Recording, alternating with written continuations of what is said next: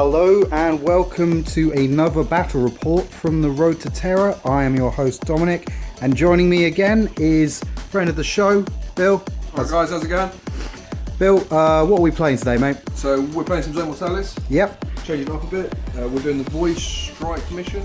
This is the assault force pushing forward, and these are the guys holding ground zero so that there's something to fall back on just in case. Yeah. Night Lords or whatever's in the shadows. So the Salamanders are assaulting a manufactorum held by the Night Lords.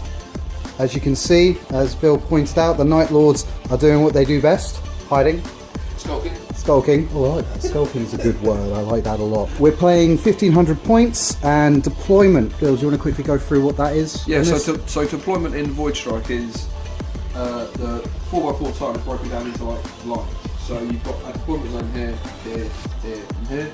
Salamanders either deploying 1 or 4, or we've just gone for 1 because they're coming on from their reserves, breaching through the walls, and then the Night Lords will classically deploy here, but on 4+, they can choose to deploy any other. Unfortunately, I rolled a 3, so I had to deploy in that area there, which isn't ideal, but I'll make it work. We've got the return of Nomus Biltan, the Salamander Praetor. Usual trimmings, he's got a 2-up save, a 3-up invul, Eternal Warrior, and a Mastercrafted Thunderhammer. He's running around with his second in command, who's a Primus Medicae, called Hendrak. He's got a 2-up save, a Dragon Scale Storm Shield for the 5-up invul, and a Mastercrafted Thunderhammer. They're rolling around today with 15 breaches. We're running the Mortalis Assault Force Right of War. So breaches are really fitting in that because it makes them a lot more viable. They get +1 to their invul saves as long as they're in like an interlocking line or in base contact with each other. So it makes them really more viable compared to just like normal frontline games. Then there's the other troop unit. We've got a 5-man plasma squad, 2-up save on sergeant, usual stuff. A 5-man Terminator squad with cut chain fists, Mastercrafted power fists on the sergeant, cap the armor, combi bolters.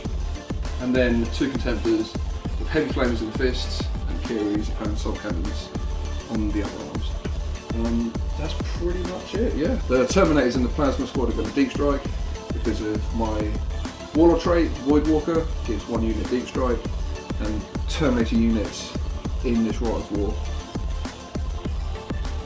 My chaplain Calabac will be leading the force. He is equipped with a plasma pistol and a power mace. He will also be armed with a melter bomb. He's attached to a 15-man tactical squad.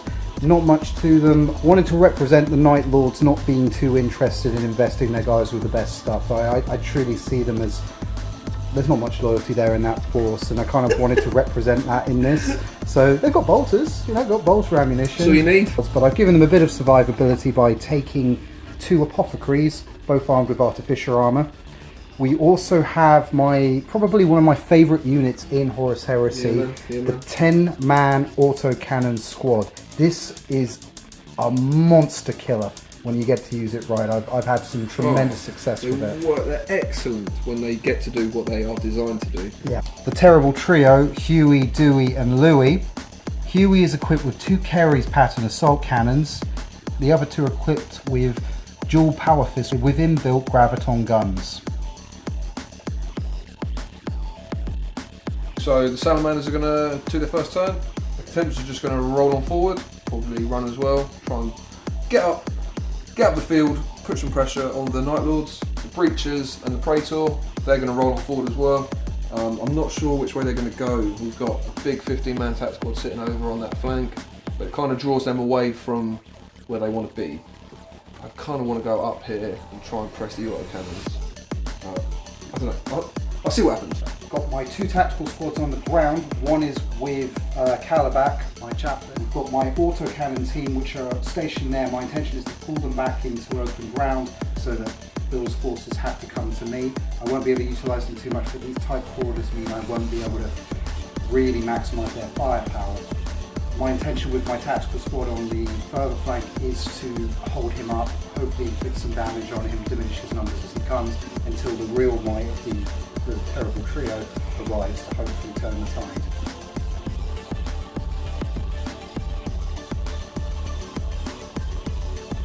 Okay, turn 1's just been done.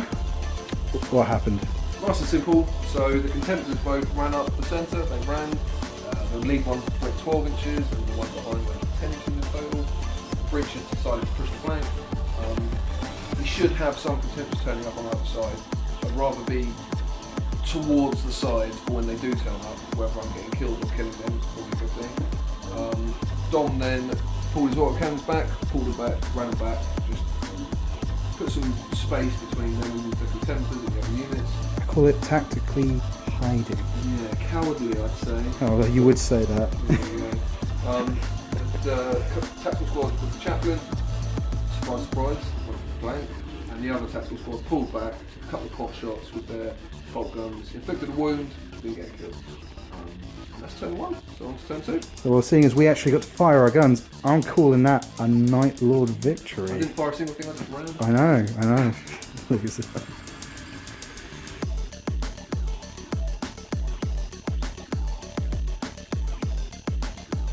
Bottom turn 2. It was quite eventful. So the contenders just continued their advance up the field.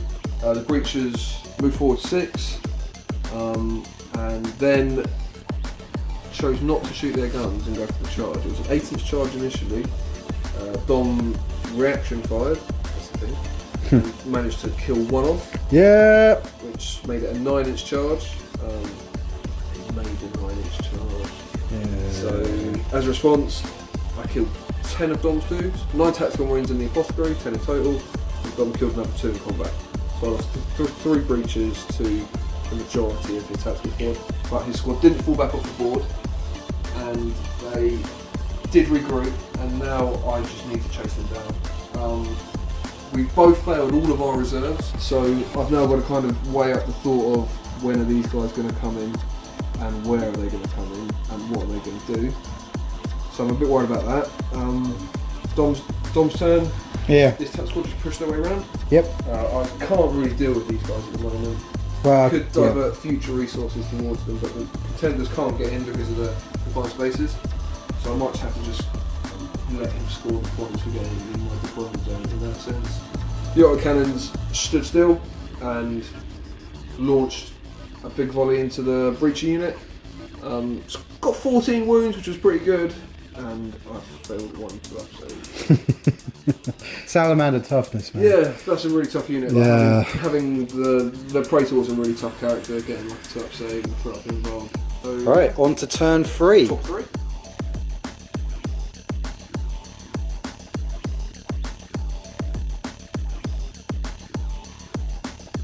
Bottom turn 3. Mm-hmm. So the contemptors, the lead contemptor pushed his way forward towards the autocannons. The rear contemptor came up to support in anticipating the Night Lords contemptor coming on this side. He thought he'd hide around the corner, and then in his next turn he could like jump out and punch. And my Terminators finally arrived and deep struck in the enemy lines to try and get into Dom's deployment and score a point. The breachers finished off the last of the tactical squads, and then the contemptor charged him and killed like 1 autocannon. Good job, bro. I don't know, you killed them. Pretty uneventful. Some pretty decent firing on the autocannons, so Yeah. they're pretty diminished. The shooting was good, but Yeah. the combat was. These guys continued on. Mm-hmm. Yeah, they just keep on. They're not going to fight. I mean, well, hey, we're eyes on the prize, Yeah, bro. So my commander will not be partaking in the battle, but you know, he who lives to run away lives to fight another day. And then I've got a big problem coming up because Yeah. all 3 of Tom's contenders came on that deployment zone for my breaches. So we're going to have a slogfest. Yeah, it wasn't the best bit of fighting for my guys. I mean, Kerry's assault pattern, Dreadnought failed to really do anything. I Yeah, think. you killed 2 in Yeah. total, and then the Graviton guns did nothing. Because they're blast templates, Do the they- breaches in their armour can reroll armour save. Does it now count as difficult terrain? Difficult and dangerous. Okay, so that's something, I suppose. All right, we'll see how it goes. Turn 4.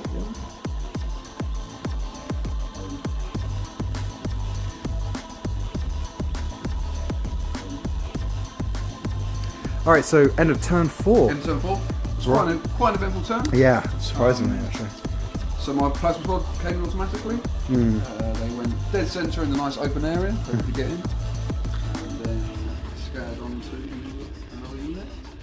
fine. So There. they're brown bread. Still that good. They were really good. They would have, to be honest, I think they were actually going to be a tide turner, and well, Mangled. well, They're just mangled into the manufacturer. well, let's not dwell on the past. Let's move to the future. anyway. The rest of it wasn't too bad for you, though. Yeah, it wasn't good, too bad. actually. I was going to just finish off the autocannon, so they're now pushing towards Yeah. the other contenders. My Praetor and the Breaches charged into one contender. I did nothing in my turn, and in Dom's turn, his second contender with dual power fist charged into the combat. I then got really lucky, and my Praetor killed one of the contenders, and we put like a whole point in the end, and I lost like 2 or 3. It wasn't the bulldozing session I needed, frankly, to happen. So we're going to push on to round Top five. of turn 5, yeah. Top of turn 5.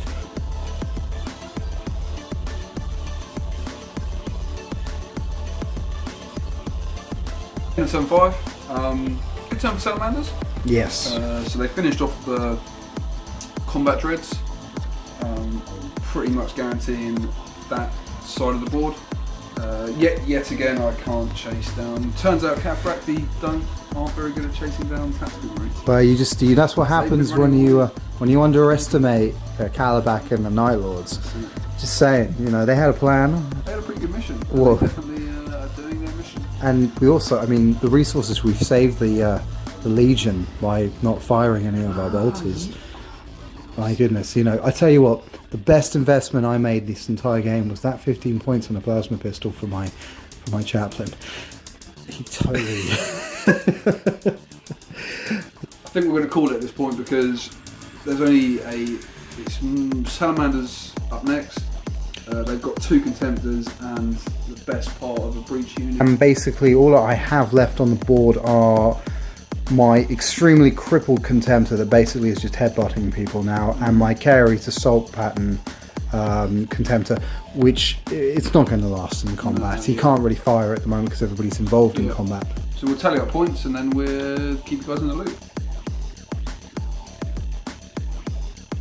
Right, so just done a tally. Final tally. Yep. 6-2 to the Salamanders. So Salamanders got 4 kill points. Yep. And 2 for deployment zones. And the Night Lords got one unit for kills and 1 unit for deployment zones. So this is a really good thing. I think this will be the start of Dom and I playing it a lot more. Just trying out new things, new combos, trying to get some other people involved as well. But if you guys feel there's any sort of game scenarios you want to see, just comment, say. And thanks for watching. Until next time. Bill, pleasure.